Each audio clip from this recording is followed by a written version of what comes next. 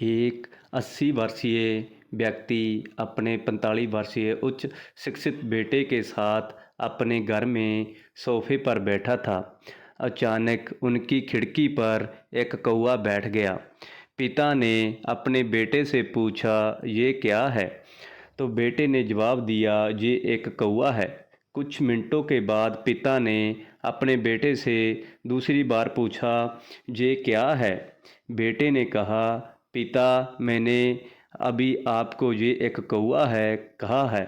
थोड़ी देर बाद बूढ़े पिता ने फिर से अपने बेटे से तीसरी बार पूछा, ये क्या है? तो इस समय बेटे के स्वर में कुछ जलन महसूस हुई।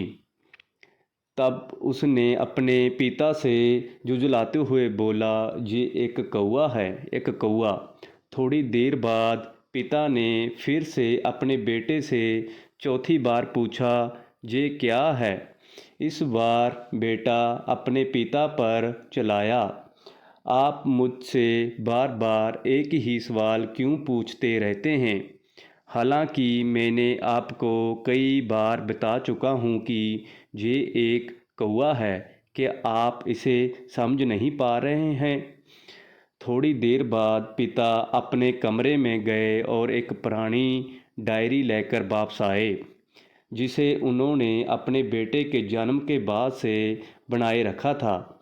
एक पेज खोलने पर उन्होंने अपने बेटे को इस पेज को पढ़ने के लिए कहा। जब बेटे ने इसे पढ़ा तो निम्नलिखित शब्द डायरी में लिखे गए थे, आज मेरा 3 साल का बेटा सोफे पर मेरे साथ बैठा था। जब खिड़की पर एक कौवा बैठा था, मेरे बेटे ने मुझसे 23 बार पूछा कि ये क्या है, और मैंने उसे 23 बार जवाब दिया कि ये एक कौवा था। मैंने उसे बार बार प्यार से गले लगाया और उसने मुझसे 23 बार फिर से वही सवाल पूछा।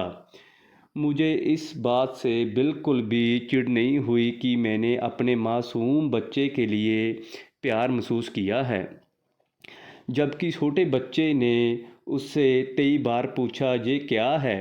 पिता को 23 बार पूरे सवाल का जवाब देने में कोई जलन महसूस नहीं हुई, और आज जब पिता ने अपने बेटे से सिर्फ 4 बार यही सवाल पूछा तो बेटे को चिढ़ और गुस्सा महसूस हुआ।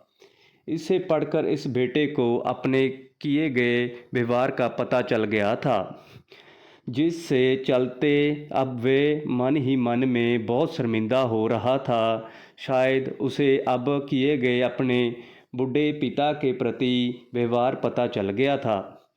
इसलिए यदि आपके माता पिता जब बुढ़ापे में होते हैं, उन्होंने तो पीछे छोड़े और ना ही उन्हें एक बोझ के रूप में देखें, बल्कि उनके साथ एक दयालु शब्द बोलें, शांत, आज्ञाकारी, विनम्र और उनके प्रति दयालु बने। अपने माता पिता के प्रति विचारशील रहें। आज इस बात को कहें, मैं अपने माता पिता को हमेशा खुश देखना चाहता हूँ। जब से मैं छोटा बच्चा था, उन्होंने मेरी देखभाल की। उन्होंने हमेशा मुझ पर अपने निस्वार्थ प्रेम की वर्षा की है। उन्होंने आज समाज में मुझे एक व्यक्ति के रूप में प्रशिक्षित करने के लिए तूफान और गर्मी को देखे बिना सभी पहाड़ों और घाटियों को पार किया। भगवान से प्रार्थना करें, मैं अपने बूढ़े माता पिता की सर्वोत्तम तरीके से सेवा करूँगा। मैं अपने प्यारे माता पिता को सभी अच्छे और दयालु शब्द कहूँगा, चाहे वे कैसे भी व्यवहार करें। तो आप सभी इस कहानी को पढ़ने के बाद सीख ज़रूर मिली होगी। तो आपको ये कहानी कैसी लगी कमेंट में ज़रूर बताएं।